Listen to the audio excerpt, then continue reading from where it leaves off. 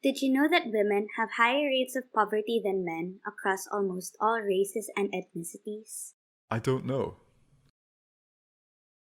Did you know that almost 1 in 4 unmarried mothers with children live in poverty? No.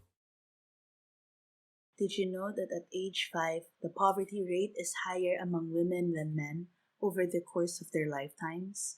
I don't know.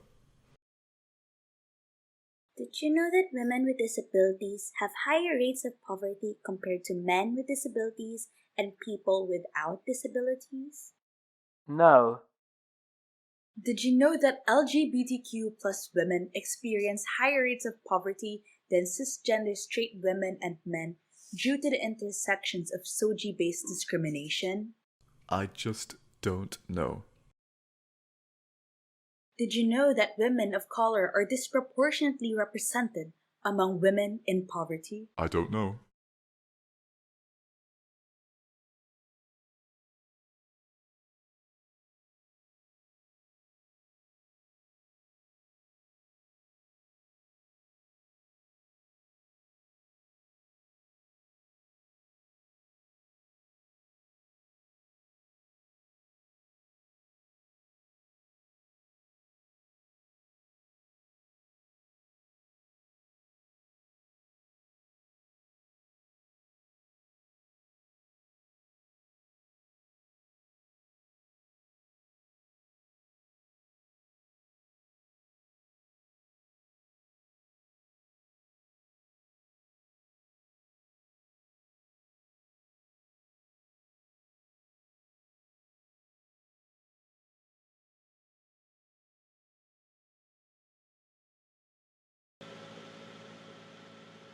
The Philippines is globally known as a progressing country, making poverty one of the highlighted topics that circulate the country.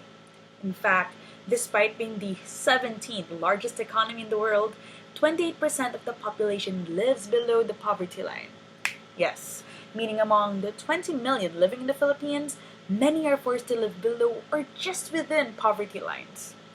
There seem to be a lot of factors that contribute to the country's descent into poverty, one of which is definitely inequality and social injustice.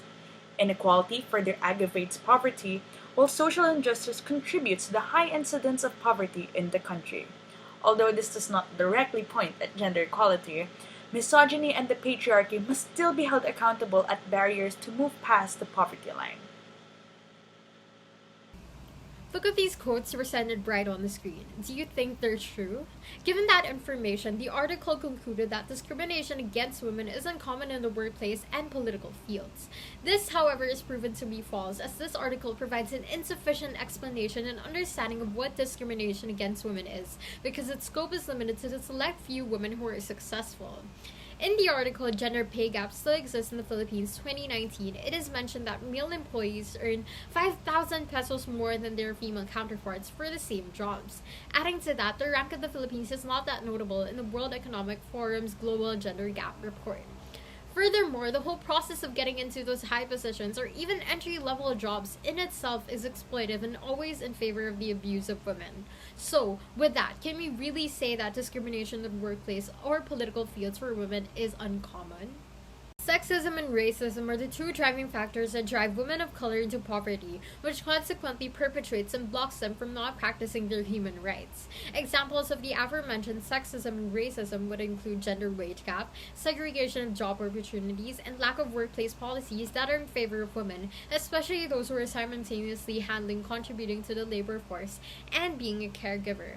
This goes to show that the main factor as to why women of color overpopulate the poverty sectors is the oppression of living in the intersectionality of those three qualities.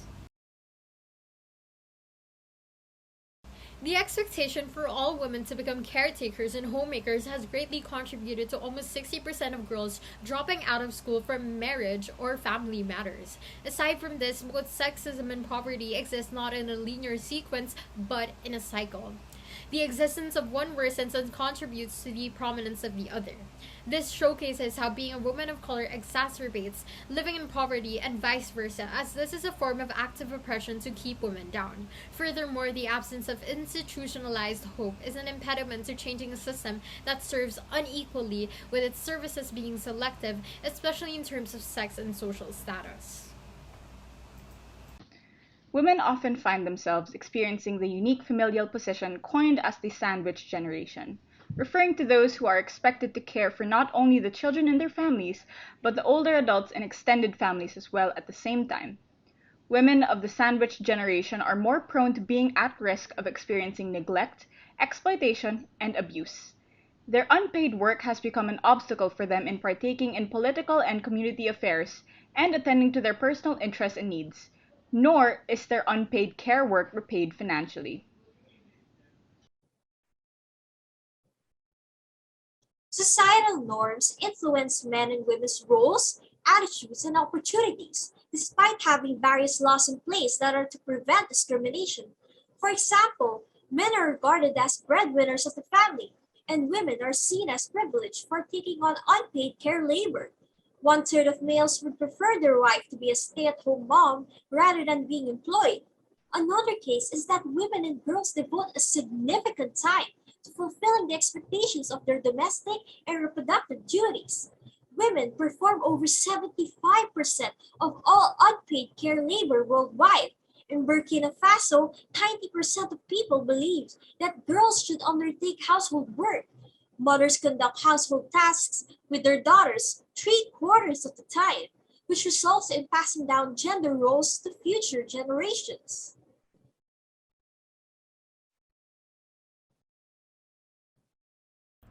Based on a study, despite being one of the most gender equal countries in the Western Pacific, a concerning number of Filipino women here in the Philippines experience gender based violence but don't seek help because of the patriarchal society that emphasizes male authority in family relationships, and that suffocates Filipino women. Traditionally, Filipino men are the breadwinners, while women aren't viewed equally, and that's why there are economic abuses that are widespread in violence against women cases. This crime is worsened because of the widely accepted mentality of wife beating being justified. Few women seek treatment or help because they are expected to be self risking, which makes them give up safety and stability for the sake of family reputation. This victim blaming culture is a result of objectification, shaming, and guilt tripping of women whenever they speak out against gender norms. Vulnerable women like indigenous women, transgender women, the poor, disabled, and internally displaced face this violence and have a hard time seeking help because of discriminations like stigma, state neglect, and even harassments from law enforcers themselves. Teenagers in the Philippines confront several legal, societal, and political barriers to accessing sexual and reproductive health services, and this places them at a greater risk of unwanted and unplanned pregnancy, abortion, STDs, along with other health and development issues like early childhood deaths due to adolescent pregnancies. Additionally, the teenage pregnancy rate is 31 per 1,000 women, and only 3.2% of these pregnancies are fathered by fellow teenagers. In a study that analyzes current Philippine laws on sexual and reproductive health, based on the World Health Organization standards, it concluded that the Philippines is in agreement of 4 out of 9 WHO laws on sexual and reproductive health. Many Philippine government norms and standards support teenagers' human rights to contraceptive information and services, as recommended by WHO. However, there is a sizable portion that are restricting because of the huge influence of conservative religious ideas. The Catholic Church has long proven its influence and power over the Filipino people, especially in a country like the Philippines where more than 86% of the population identifies as Catholic. With great power comes great responsibility, as said in the Spider-Man movies, and with this influence, the Catholic Church has greatly expressed its distaste and disapproval of the Philippine Reproductive Health Law, or the RH Law, which guarantees universal and free access to nearly all modern contraceptives for all citizens, including impoverished communities, at government health centers, as cited by Goldberg in 2014. Catholics have claimed the law to be anti-life, anti-God, anti-Filipino, even going so far as to call it anti-poor and anti-women. It is interesting to note that with the argument of the Catholic Church stating that the RH law is anti-women, the institution has done nothing to give the voices of the supposedly most affected, poverty-stricken women, a chance to speak up about their experiences and opinions in the reproductive health debate. This is just one of many examples where seemingly everyone but women are given the chance to speak in important debates that affect them the most.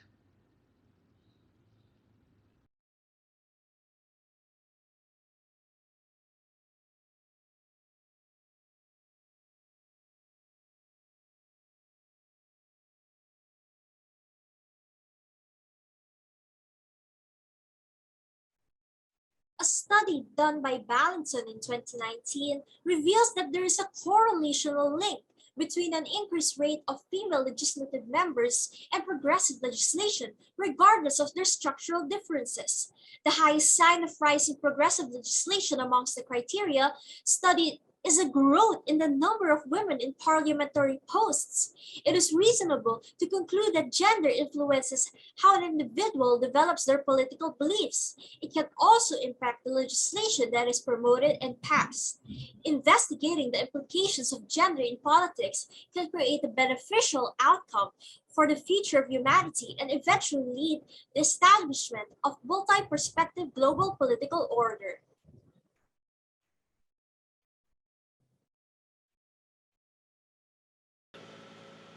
Are poverty and race related? In a way, yes, but not how you think it to be. It mostly has to do with the community's geographical location and climate, although cultural and societal factors may heavily come in play as well, as discrimination affects the economy and productivity of a country. On the discrimination, it can be argued that misogyny is a greater issue in most countries than racism, being a barrier that affects women's ability to gain access to quality education and good job opportunities. Although Filipino women are often considered as one of the highest skilled in comparison to other countries in the professional, academic, legislative, and professional fields, as there are well-known women in the Philippines that have contributed to the country in a superb manner, we cannot ignore the fact that majority of Filipino women still continue to face discrimination and economic disadvantages. To further expound, Filipino women continue to experience domestic and sexual violence, lower pay, lack of access to education, inadequate healthcare, and such up to this day. This goes to show the current situation of women in the Philippines and how discrimination is still highly evident, therefore, being a highly alarming issue that is yet to be addressed in this country. Unfortunately, in the Philippines, women continue to face several obstacles, such as gender division of labor, violence, and human trafficking, despite the country's legislation on women's rights and welfare and existing 15 laws advocating for women's rights, such as the Magna Carta of Women, the Anti-Violence Act Against Women and Children Act, and the Anti-Sexual Harassment Act, as per Dr. Connie Dacuicuy. In the Philippine government, gender inequality, especially towards women, is still prevalent. In Congress, women are infrequently appointed in the fields of banking, economy, and commerce, and infrastructure, as they are still confined to the traditionally feminine domains. Women are in congressional committees, usually are leaders only, in cultural groups, women, and gender equality, which leads to women not being able to bring up issues that they actually care about in other fields.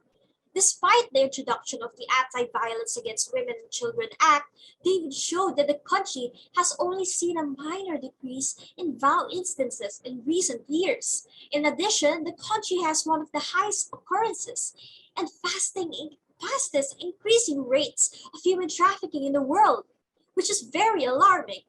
The Anti-Sexual Harassment Act also appears to be ineffective, as harassment against women still occurs, particularly in the business sector. Laws are much more focused on punitive measures rather than preventive measures. One example is that there are existing laws that penalize victims of prostitution and human trafficking. David concluded that these difficulties are interrelated, arising from men's sexist ideas, thus preventing the effective enforcement of laws.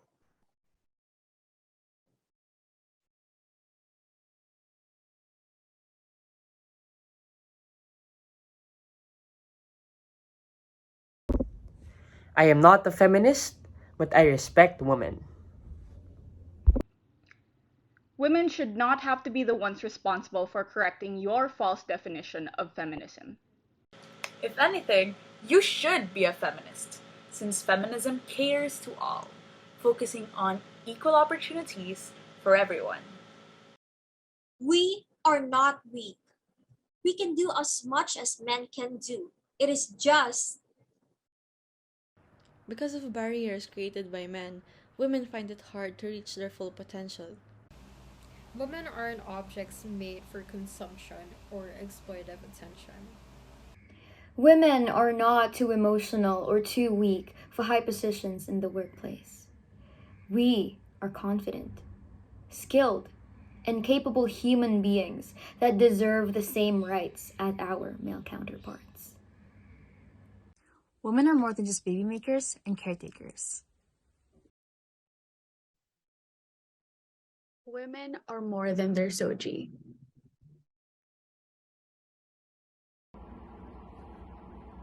Women are political. Well, Women are equal to men.